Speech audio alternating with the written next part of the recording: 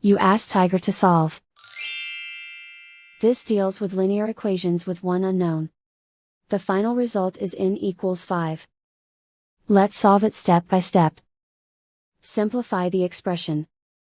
Find the greatest common factor of the numerator and denominator.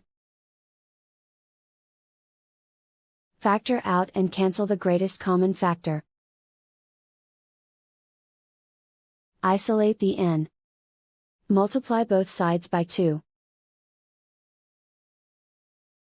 Group like terms. Multiply the coefficients. Simplify the fraction. Multiply the fractions. Simplify the arithmetic.